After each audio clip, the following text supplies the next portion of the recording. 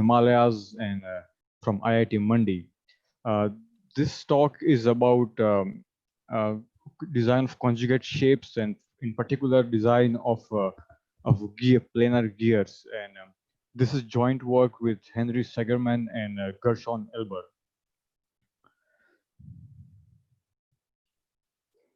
Yeah, so here is a quick outline of the talk.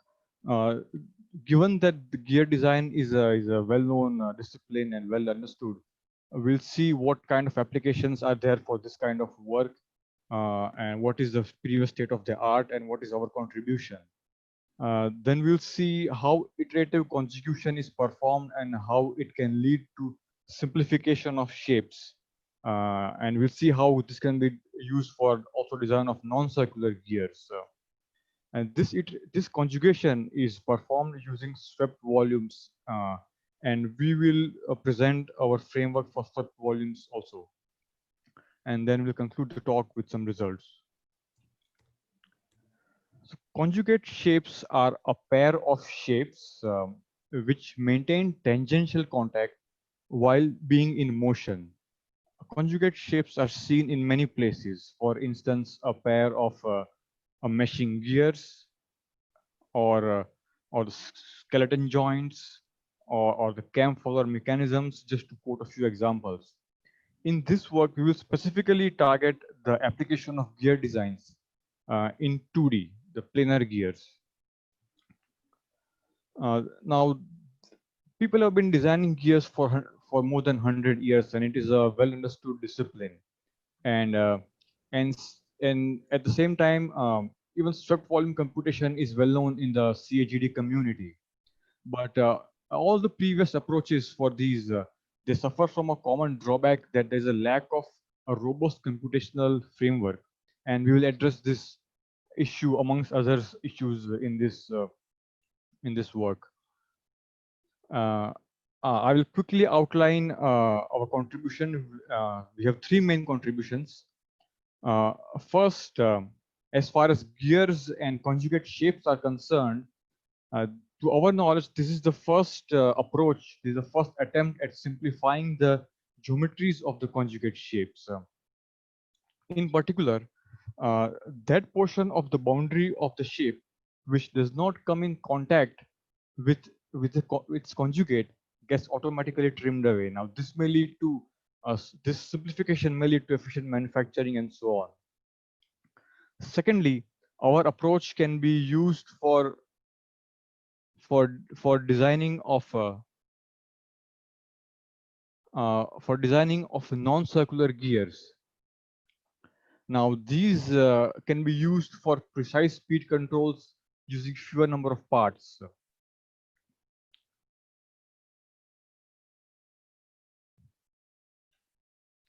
And thirdly, we propose a robust computational framework for planar sweeps, which provides guarantees on numerical precision and topological completeness. Let's begin. On left, you can see a pair of gears G and H, which follow motions mg and mh respectively.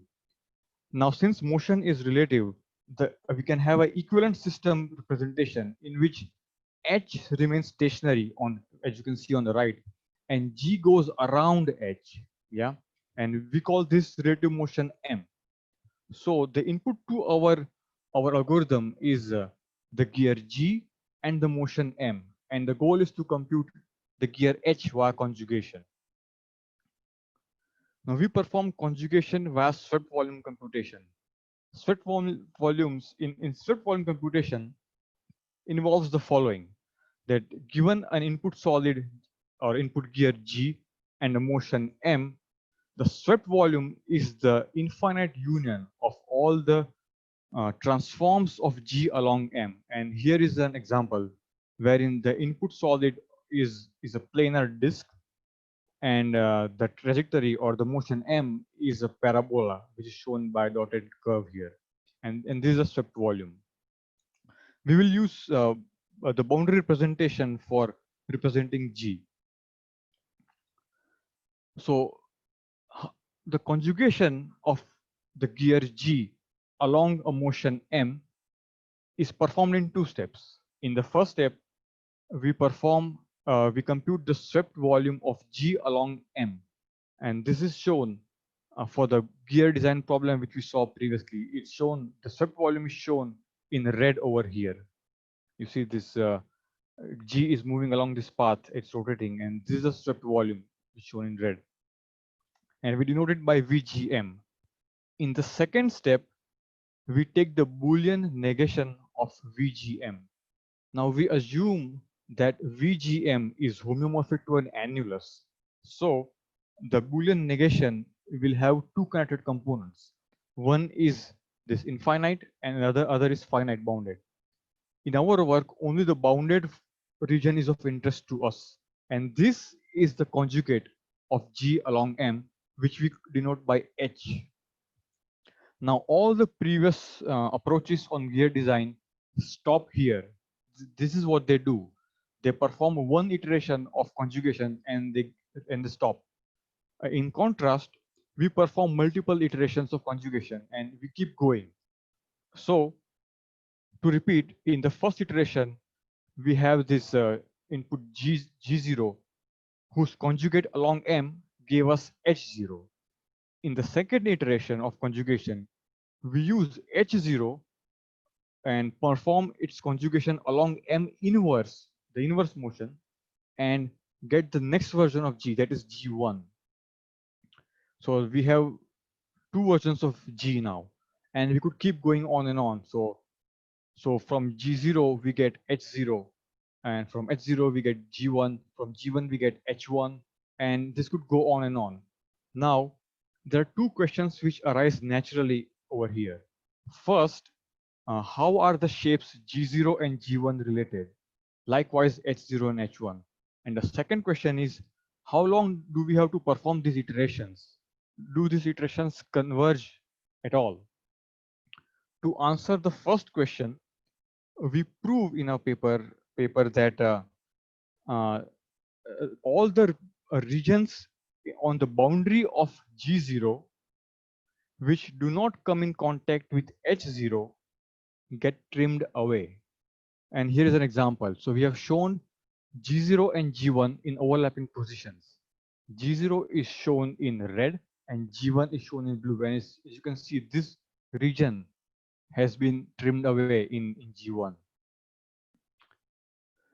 To answer the second question about the convergence, we prove that these iterations of conjugation, they converge in at most two steps.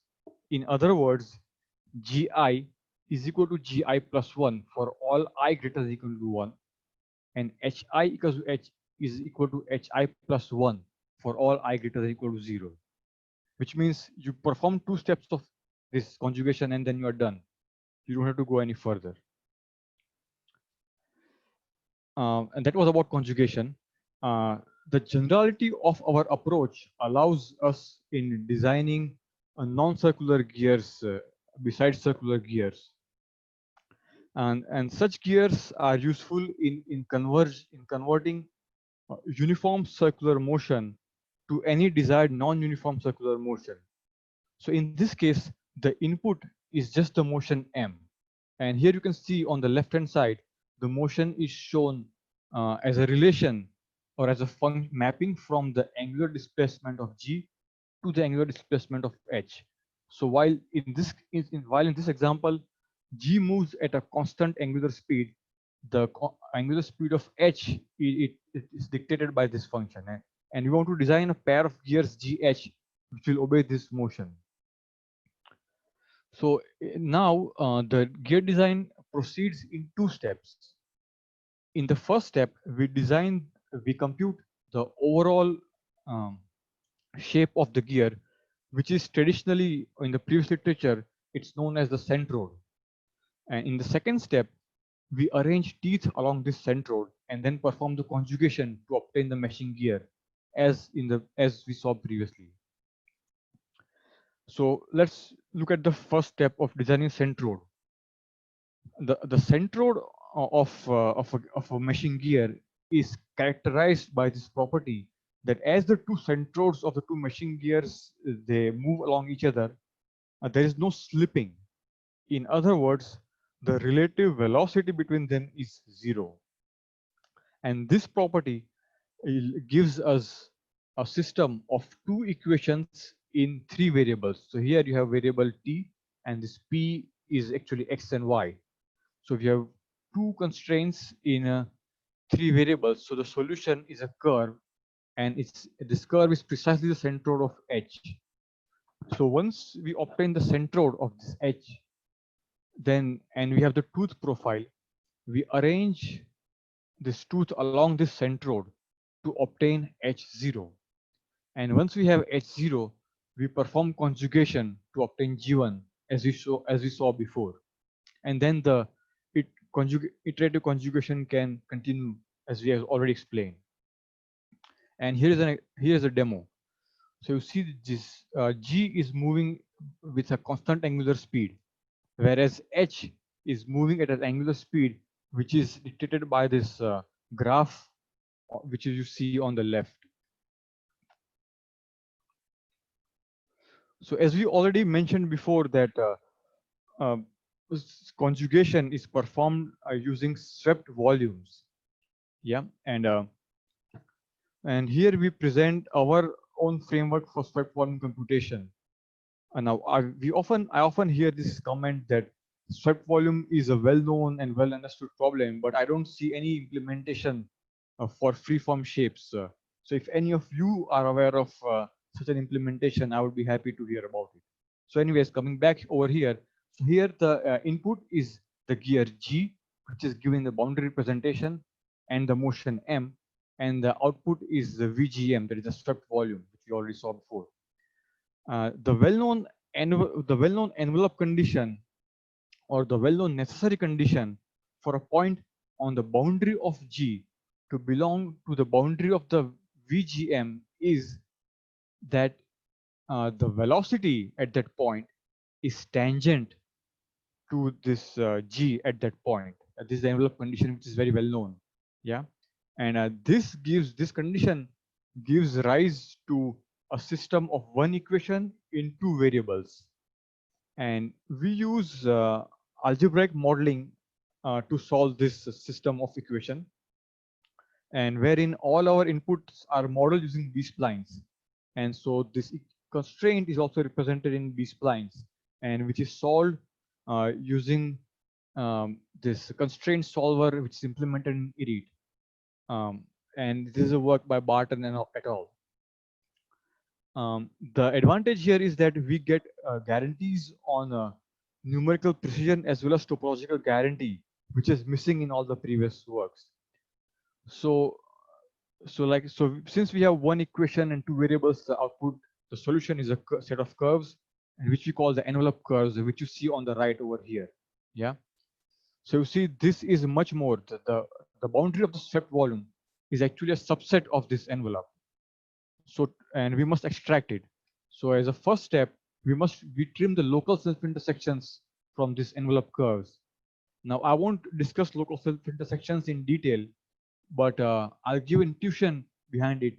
It is that at points of local self-intersections, the curvature of the motion exceeds that of the input solids. Yeah, so it's a local computation. And so once we trim the local self-intersections, we get this partial output, which you can see on the right. Now from this intermediate output, we must trim global self-intersections, and this involves computing loops, and we are only interested in this inner loop. This is related to computing radial lower envelopes, but we exploit the sweep structure over here. And so what we do is that we start with one curve segment over here, and then we find out the next curve segment in sequence till this whole loop is complete.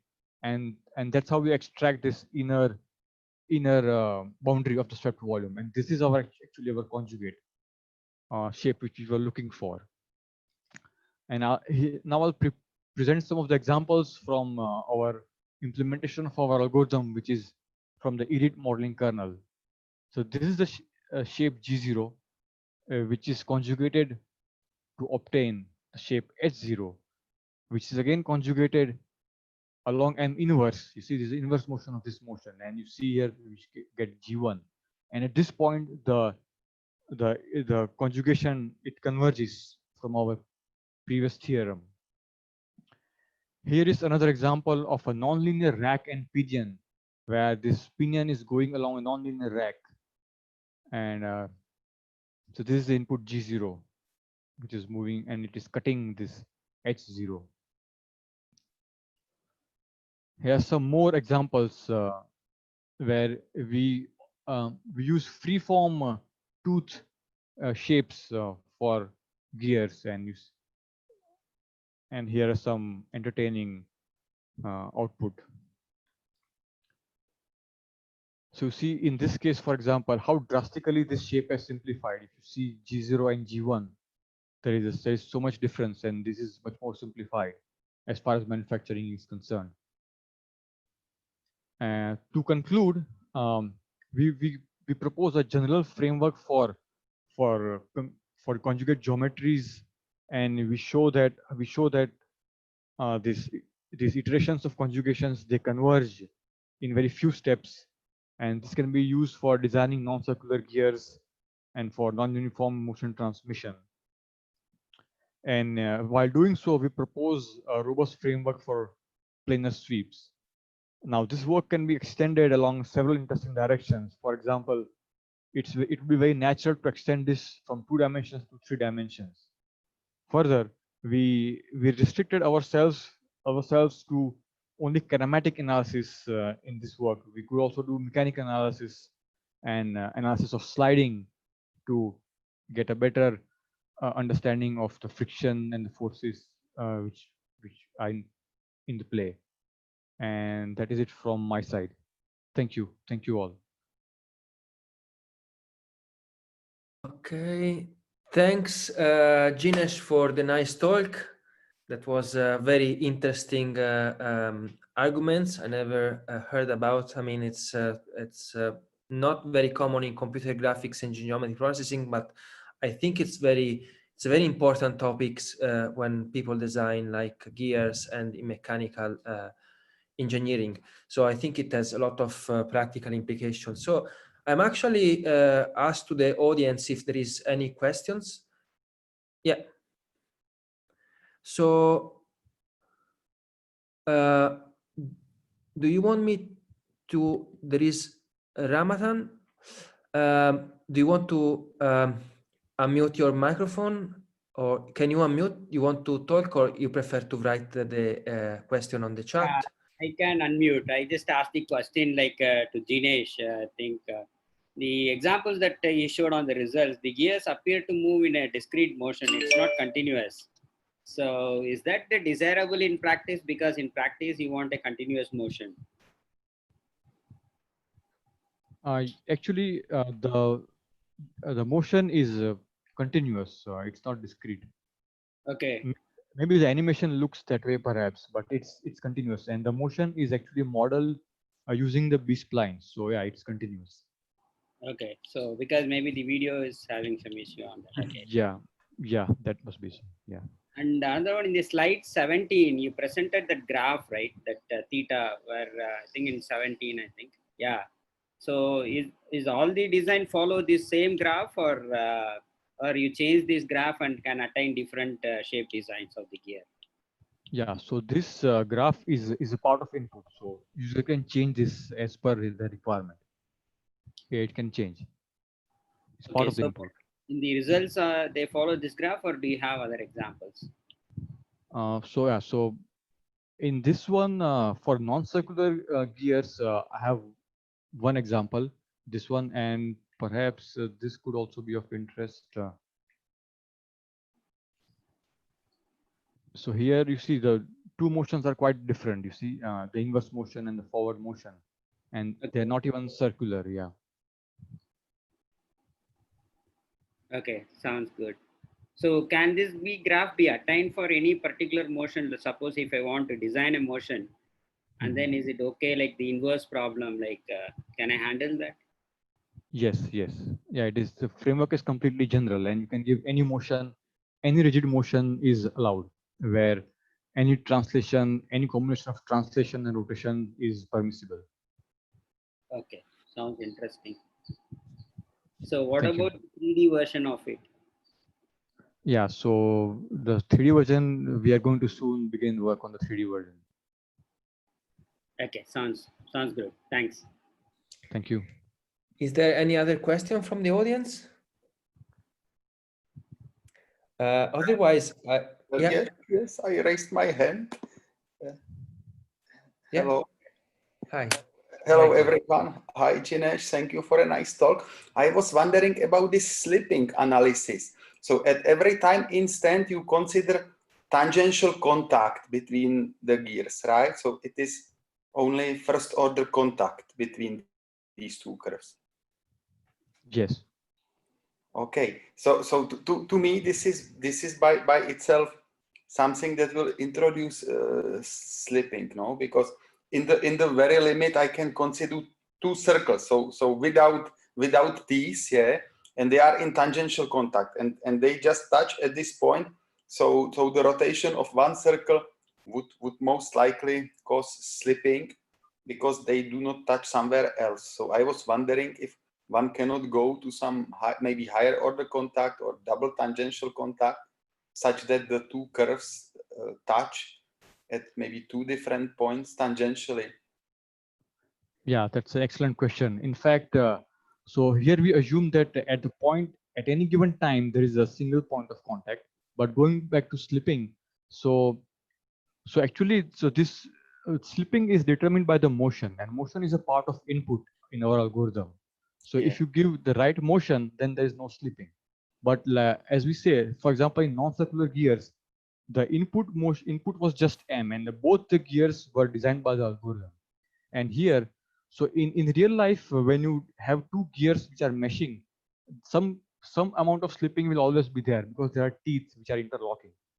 But if you look at the centroid of the gear, you see the centroid, which is this the overall shape.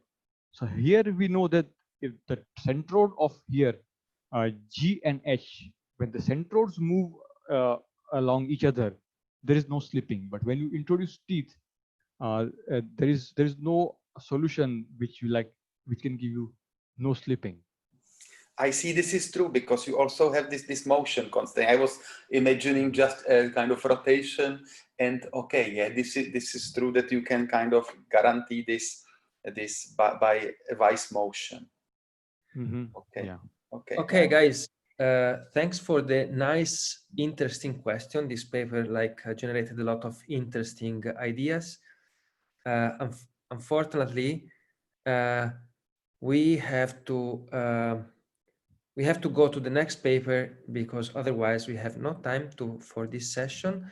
So let's thank again Jinesh for the nice presentation, and yeah, thanks for the nice, interesting talk. So the next one it's Chen from it's Chen Zong from Shandong University, Qingdao in China, and he's presenting automatically modeling piecewise planar furniture shapes from unorganized point cloud. So a new method to actually approximate point cloud from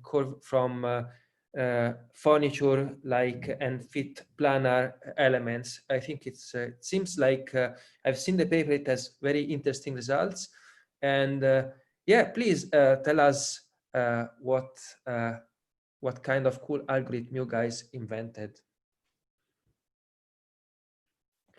Yeah, you can go on with your presentation. Okay, thank you.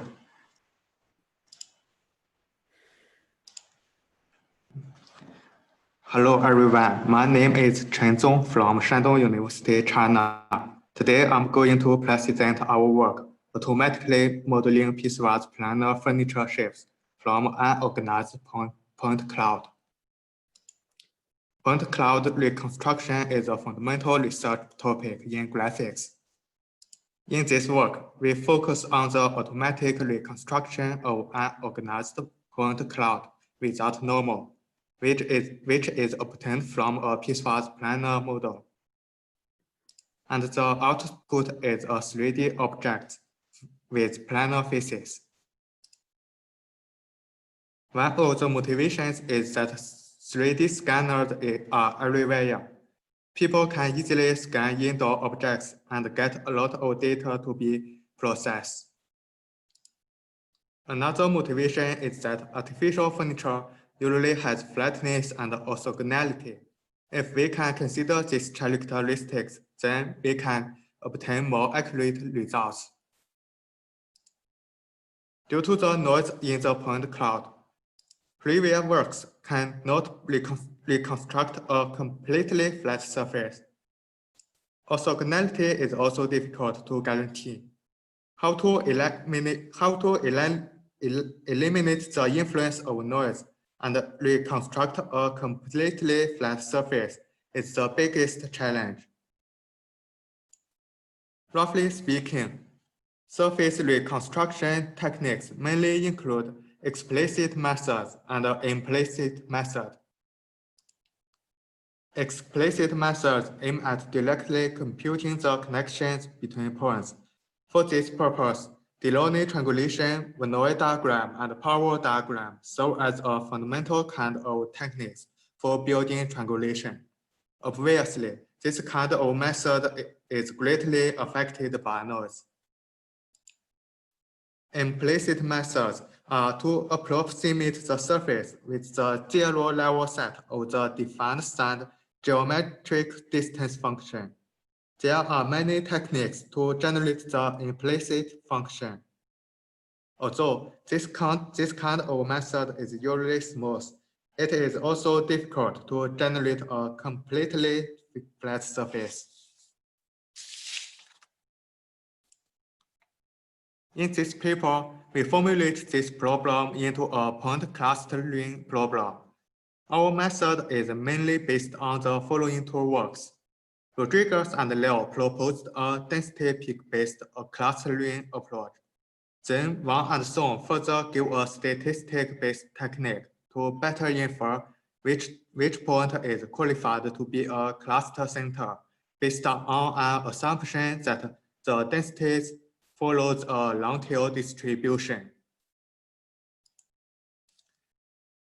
When the input point cloud has a poor quality, directly connecting them into a manifold mesh is hard.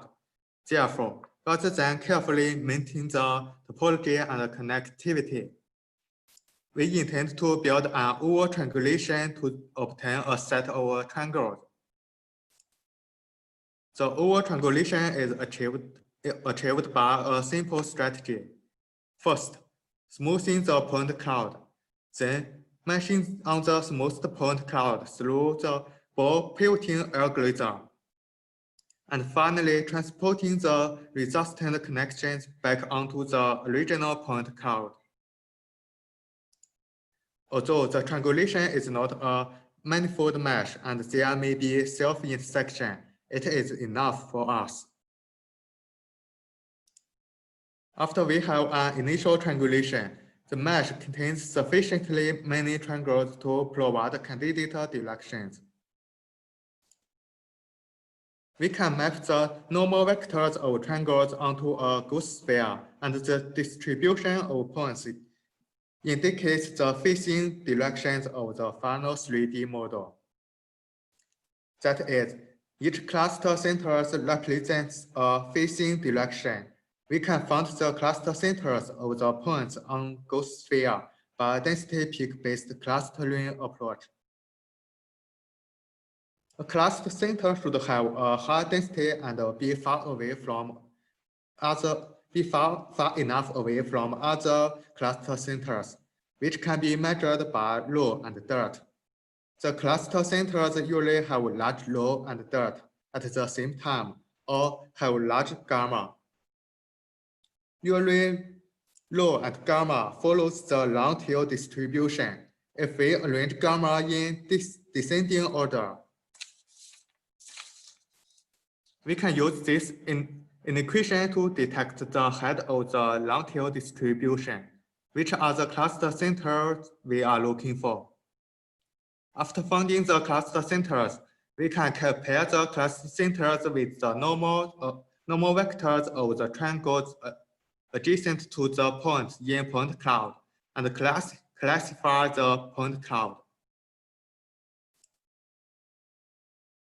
However, we have to deal with two exceptions: the point in parallel and coplanar planes with common normal vector are wrongly identified as the same cluster. We can separate the parallel planes according to the difference of the sand distance to the origin and separate the coplanar points based on proximity. Finally, we have labeled points belonging to the same plane as the same cluster.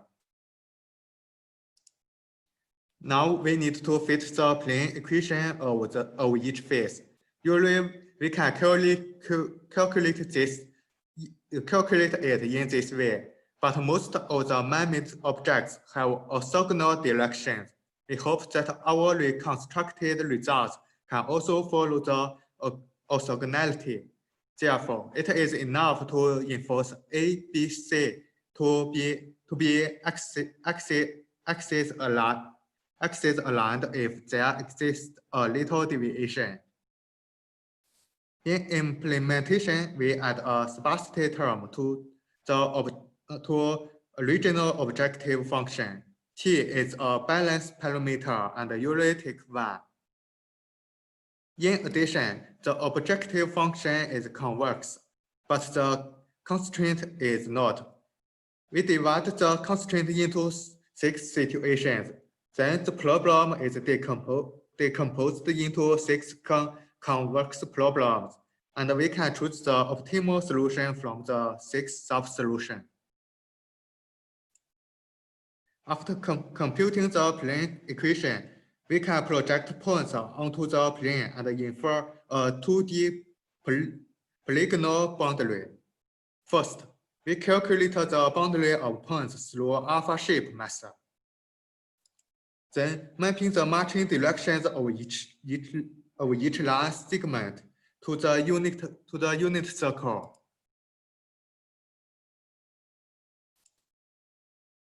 By simple clustering procedure on unit circle, we can find the typical marching directions of the boundary and assign each boundary points with a standard direction. Finally, we fit those collinear points by a straight line and obtain a clear boundary.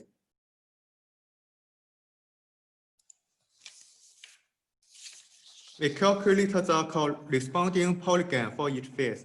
The final step is to stitch the separate faces together. The main idea is to extract the adjacency graph of faces. We analyze whether two faces are adjacent by analyzing whether their edges are coincide. Adjacent faces are stitched together and we can get the final reconstructed model. The total time cost as well as that spent in various phases are almost changes linearly with the increasing number of points. For various levels of noise, our method is able to yield a reliable piecewise planar model.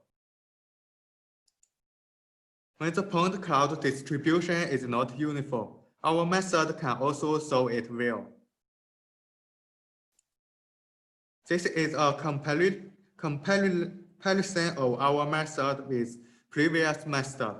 It can be seen that our method can get a completely flat and orthogonal surface. Our method can also be used for plane detection. Since we correctly handled the parallel planes, we got better results. For the detective point cloud, our method can also solve it well.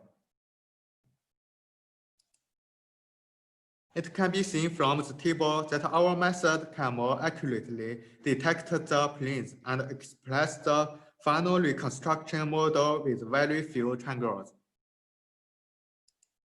Besides, our method can also be used for plane denoising. Since our final result is a piecewise planar model, we get better results. In this work, first, we propose a novel algorithmic pipeline for modeling piecewise planar shapes based on clustering. Second, we introduce a regularization technique to encourage the orthogonality between facing directions, which is further transformed into a purely convex optimization problem. In spite of the nice properties, our method may fail for some challenging cases, especially when small planar faces contained in the object, or there are curved surface patches. In the underlying model has a small platform at the top. Our method fails to reconstruct the platform. Our method can successfully detect large-size planar objects, but cannot capture small-size objects. The cluster centers we used is still weak to deal with large things. Thank you for listening. Okay, thanks for the nice presentation for this method, which seems to me pretty robust and providing very interesting results with respect to state of the art. So is there any question from the audience? Yes. How do you deal with?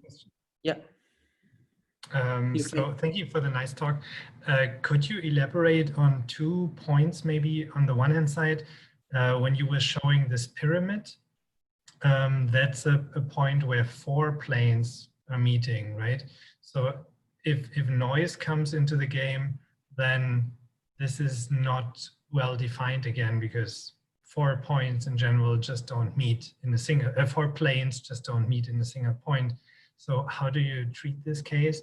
And then my second question would be for your room example, the one that you were showing on one of the very latest slides. You've reconstructed the door and basically had a hole in the wall there. So given your projection to the unit circle, how do you manage to construct these holes?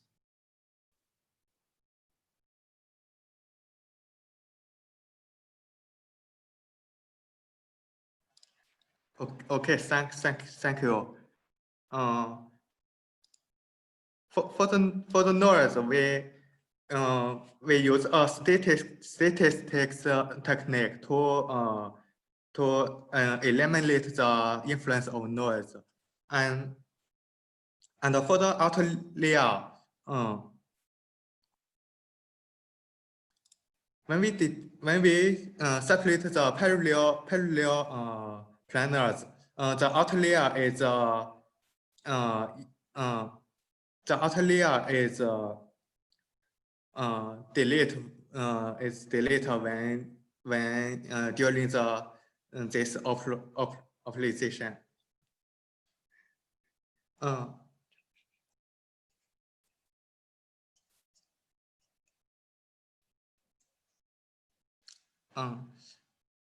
And for the crowds in the room,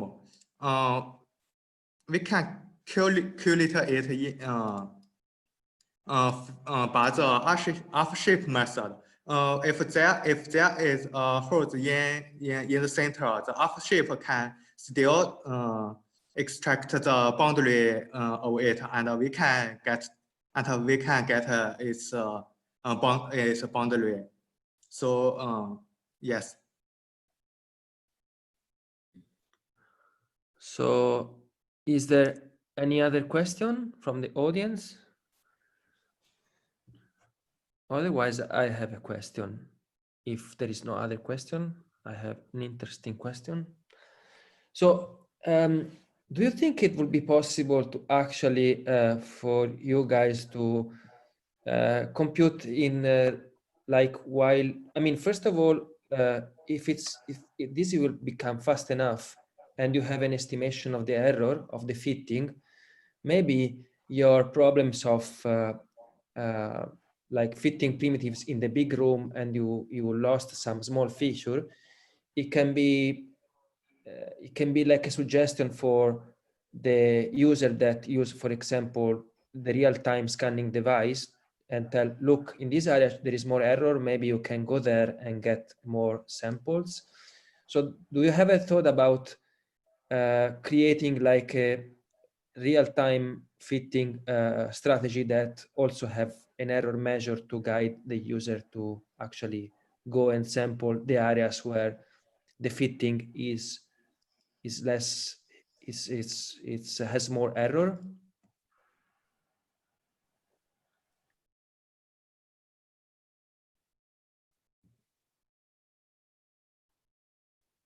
Hello?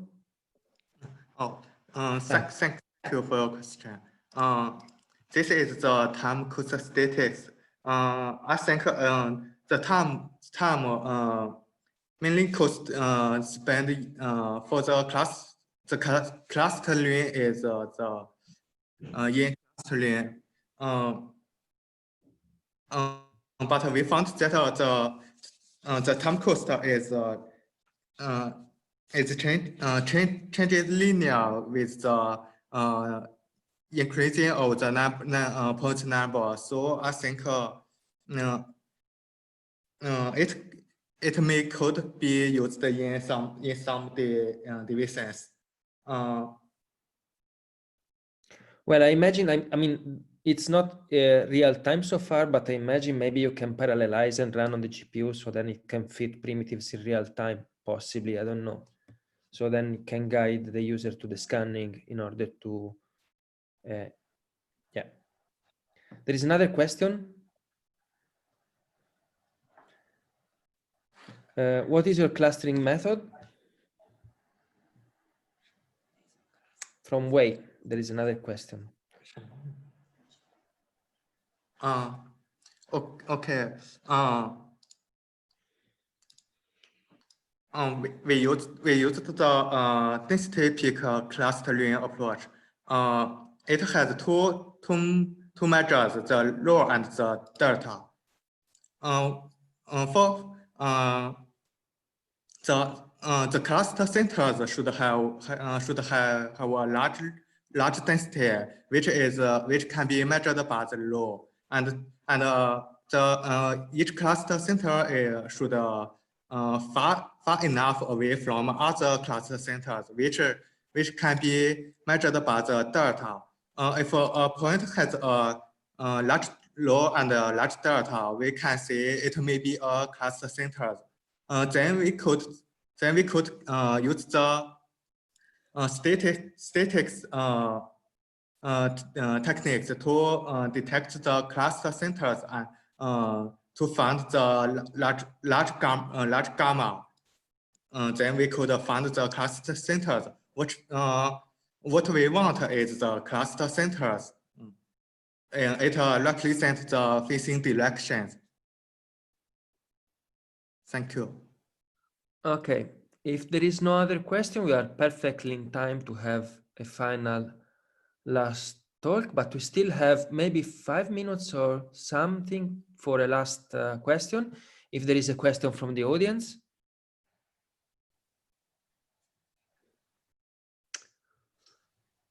Okay,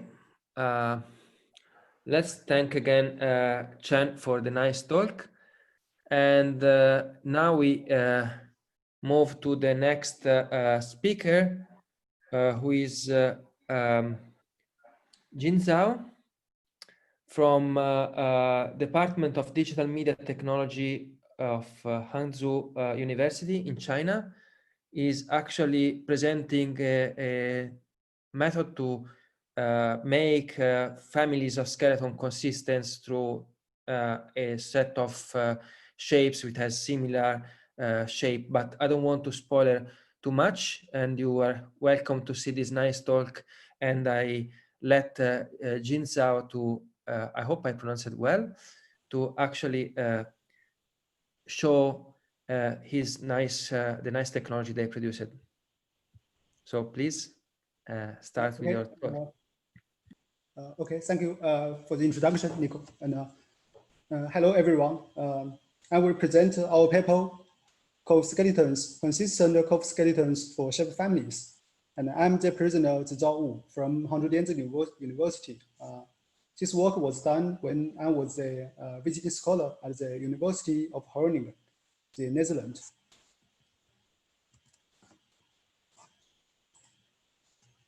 Yes, the curve skeleton of 3D shape is an abstract geometry and a topological representation of its 3D shape.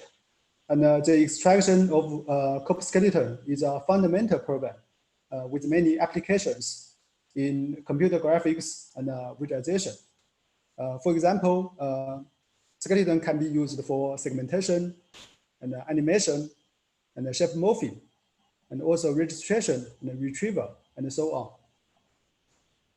And the curve skeleton extraction problem has received a lot of attention in recent decades, and yet the problem remains a research challenge. The main difficulty in computing curve skeleton is that they do not have a rigorous definition in curve skeletons.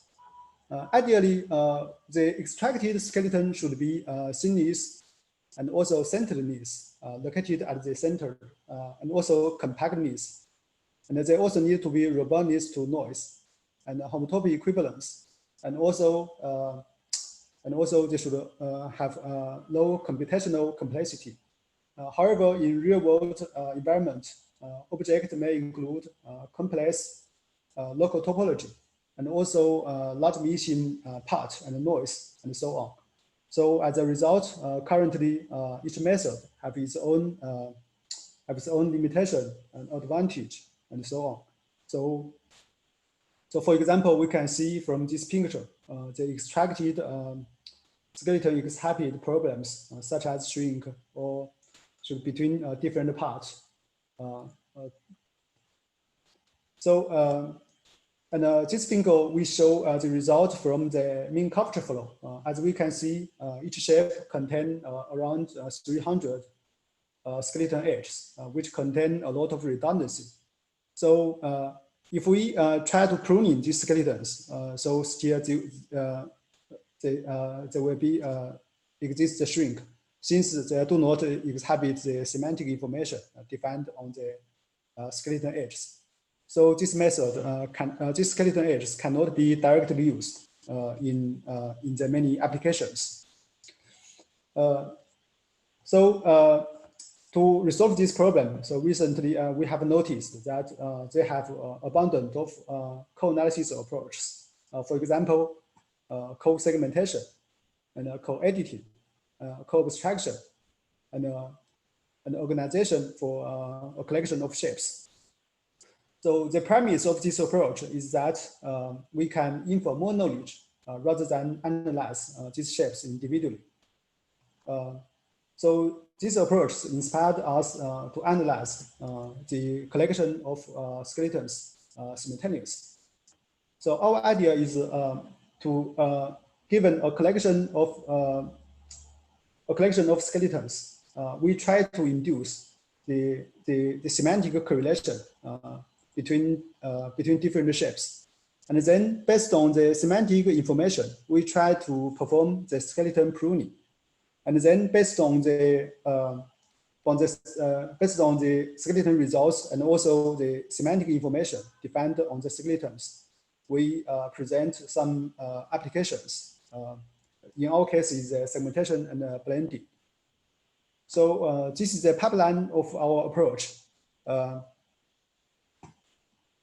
The input to our shape is a collection of shapes, and our goal is to obtain family consistent skeletons. So our algorithm contains 5 steps. First, we extract the initial skeleton, and then we compute descriptors for these skeletons. And based on these descriptors, we perform the clustering in the embedding space. And based on the clustering results, we then perform the semantic pruning and skeletal pruning. And finally, we present some applications. We first extract the shape skeletons using two methods. One is the mean curvature flow, and the other is the mesh contraction. So any other curved skeleton method can also be used directly. Regardless of the skeleton extraction method, we compute the skeletons for each shape with approximately 100 skeleton edges. And then since in our skeleton extraction method, so we can map the skeleton edge to its corresponding shape face. So we then use the 5 descriptors to compute the descriptors. Since all these descriptors are defined on the meshes, so 5 descriptors are shape diameter function and a conformal factor and a shape context and the average geodesic distance and the geodesic distance to the base of the shape. And all these descriptors are defined on the mesh face. So for each skeleton edge, so we also have a histogram of all these descriptors.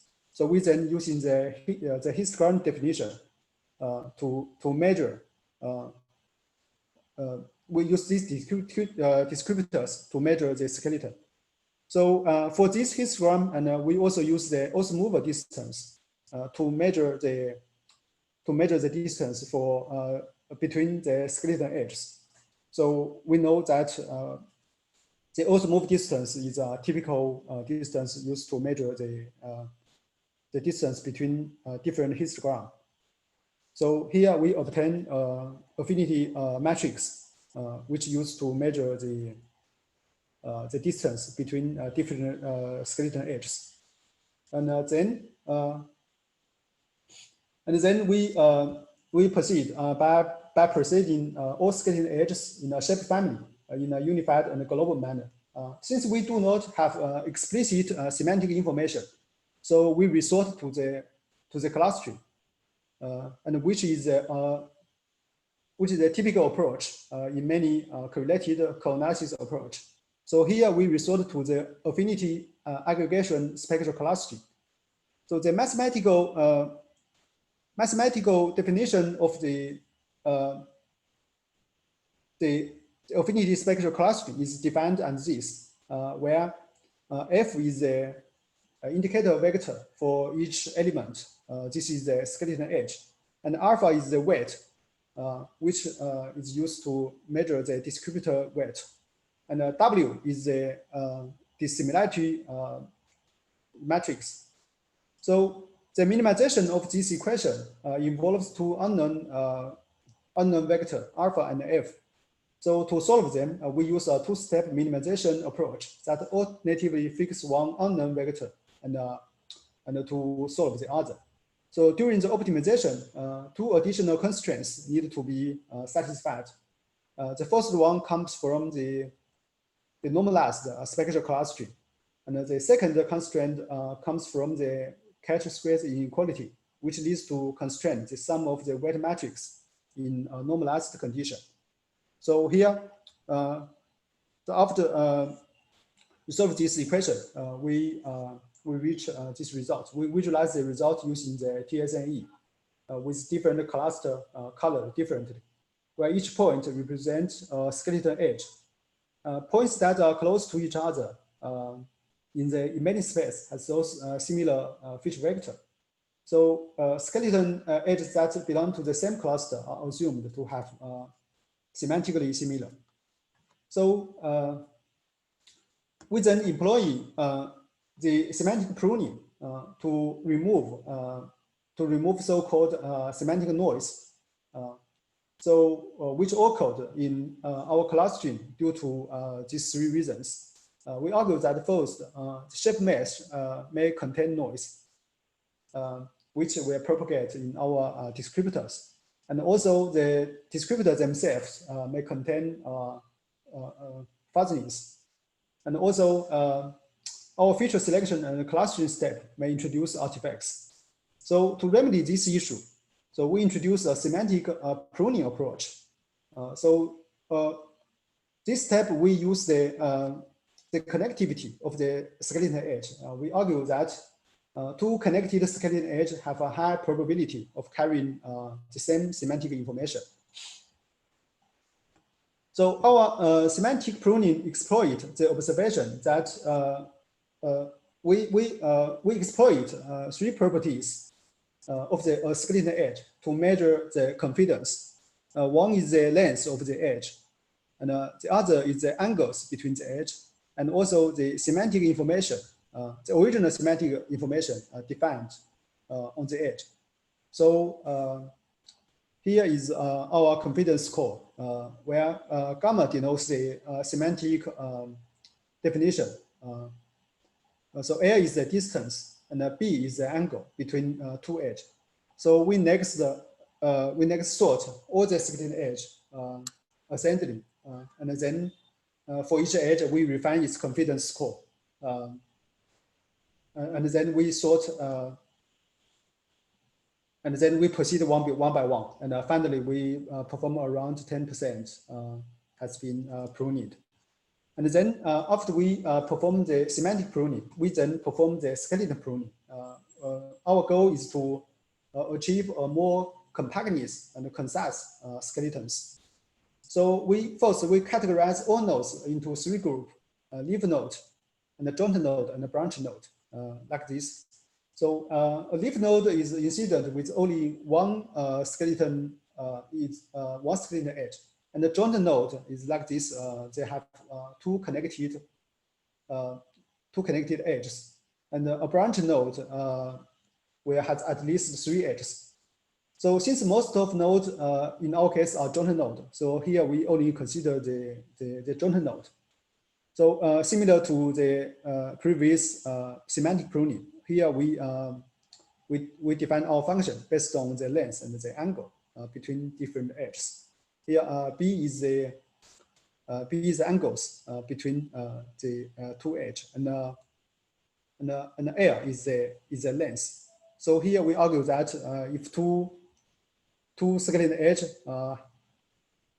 has a large edge and also the length is small, then they have a high probability belong to the same semantic. So we try to prune this node. So this is our result. So we compare our co-segmentation results with the original corpus skeleton, as we can see from this figure. So here all these pictures comes from the Princeton shape benchmark. This figure shows that our co-skeletons are significantly more concise, and yes, we have a few nodes, and also we also can preserving overall the desirable characteristics such as centeredness and topology. Moreover, our skeletons is annotated with the semantic information, where we color coded. Oh, sorry. Since each skeleton edge are inherently linked to a collection of faces, so we can use this semantic information to segment shapes. This figure we show the several segmentation results based on our skeletons for the human dataset and the four-leg dataset. As visible, the pruned segmentation are consistent. And in the sense that different shapes get segmented at approximately the same level of detail and also semantic information. And we then compare our segmentation results to 5 state-of-the-art method. This table we list the accuracy value. So it shows that our algorithm can achieve comparable results for this benchmark in the unsupervised approach. but we get super rare results on the human and four-leg data set. We argue that this is due to our scaling pruning. And we also see that the supervised learning-based approach usually gains overall better than the unsupervised approach. However, the supervised approach requires significant training data set, where this unsupervised approach do not need.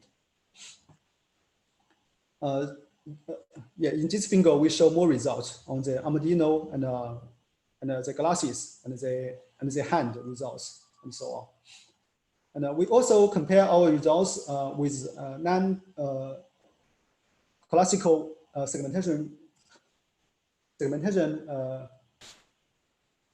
methods, which do not consider the consistent segmentation. So this figure shows the results of the hand and the horse shapes from the Princeton shape benchmark. The rightmost two columns show our results respectively. Overall, we can see that our segmentation results is very favorable with existing method. Besides, our method achieves not only segmentation, but also skeleton and also semantic information defined on the result. And besides the segmentation, other applications may also benefit from co-skeleton, including the shape blending. Since raw skeleton extracted using state-of-the-art algorithms are typically inadequate for shape blending, so due to the lack of semantic information. However, in our case, we use the skeleton edges to construct the spatial structure graph and augment this graph by swap the skeleton and with this associated surface.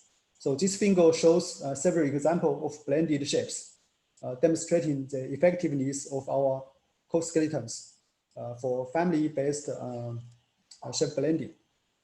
So, so overall, in this paper, we present a concise and consistent skeletons in terms of sampling and density from a collection of shapes. So our method have some limitation. First, we use surface-based descriptor to info semantic relationship. Yet the exact relation between specific type of skeletons are not fully clear. Second, we use two curved skeleton methods. So it's important to study how other curved skeleton proposal behaves when using other approaches. And finally, we evaluate our algorithm on two applications, segmentation and blending.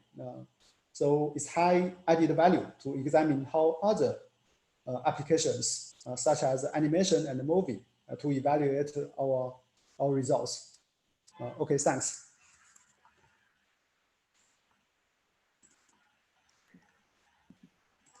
Okay, thank Jin Zhao for the nice talk. We have time to collect some questions from the audience. So we still have like 10 minutes. If there is no question, I have one question, but let's wait a bit. So if you want, you can write to the chat, or you can directly unmute your microphone and talk. Okay, so I have one question. It seems like this like analysis of multiple shapes, has a lot of practical usage, like the entire framework you set up, like segmentation and other like transport of or the formation of the mesh. Have you ever thought about, I mean, once you talk about skeleton, sometimes, I mean, it comes to my mind about skinning weights, right?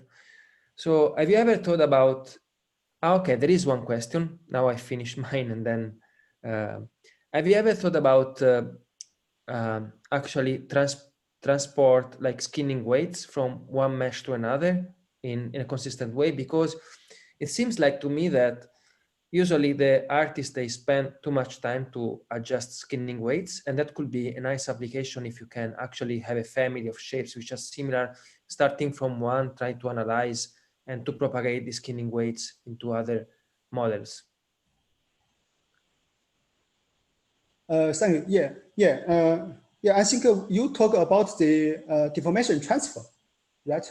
Not deformation like skinning weights, which is something related to deformation, but it's when you actually, if you actually have a skeleton and you have this animated skeleton, usually the mesh, it's linked with the skeleton to a set of skinning weights, which deform the mesh relatively to the skeleton. And this is usually used for movies or for games, for example, setup. I don't know if you never use it, or if you don't, if you're not aware about skinning weight, that's okay, right? I mean, but I suggest you to have a look into that, because it would be a nice application, like transplant skinning weights from one mesh to another using these shape descriptors. Yes, I agree. Since since in our case we only explored two applications. Yes. Still, other applications like skinning and deformation and other transfer. Yes, it's future work. Yeah, I think there is a lot of possibilities. There is Ramatam that actually just asked if you can try this method for object with genus bigger than 0. With genus 0, yes, I think it's hard because skeleton. Skeleton is hard to abstract the genus 0. It's hard to abstract genus 0 meshes. Yeah, I think it can be used to measure the genus 0, but well, it depends on the shape. Yeah, I think the question if you can apply this method for object which has genus bigger than 0, which are not homomorph to a sphere, let's say like it's hard like to abstract the right? other shapes, for example, cup and so on. Yeah, like a torus, for example, right? With the skeleton will be a loop that join itself, or stuff like that. I think yes, this kind of method, maybe I think a patch-based method may works better. But okay. in our case, I think okay, so the answer is that it's not optimal for this class of shapes. Yeah. But I think already genus 0 meshes for skeleton, it's already cover a lot of practical applications. So I think it's a very nice idea, and has a lot of interesting application. So is there any other question from the audience?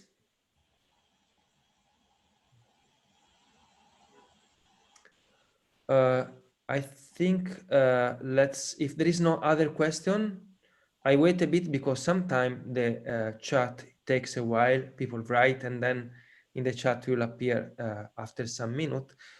In the meanwhile, I want to invite you to. Yeah. So I think the models seem to be without noise.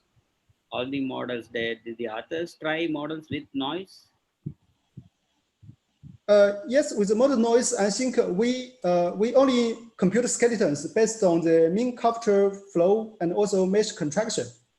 Okay. Yes, in the original mesh contraction method, yes, they can deal with small noise, but of course, if there are large noise, then it may fail. But yes, as we said, our pipeline we just take input the initial skeletons. Yes, if the initial skeleton is very bad, well, I think our method may fail, since we based on the initial skeleton and then we compute the descriptors. Yeah. Okay. Thanks. Yeah. Okay. Thank you. Okay. Maybe there is a time for a short question, because we have still 4 minutes. Otherwise, I just conclude the session. And in the meanwhile, I invite you to come to the next session, which is gonna be in around 19 minutes. We will also talk about shape description and modeling. It's not gonna be chaired by myself. but I'm sure you will find very interesting works. So is there any other question? Maybe I can ask one more. Yes, yes, sure. We have 4 minutes. I'm not sure whether I saw that method of shape diameter function. That did you compare your approach with shape diameter function? There is a popular method called SDF. Yeah. You You compare mean it? Yeah, same thing. Yes. yeah, the shape diameter function used to measure the thickness. Yes, maybe yeah, like this. Yes, Okay. since the body is very, how to say, it's very wide. Okay. Yeah. Got it. Thanks. Yeah.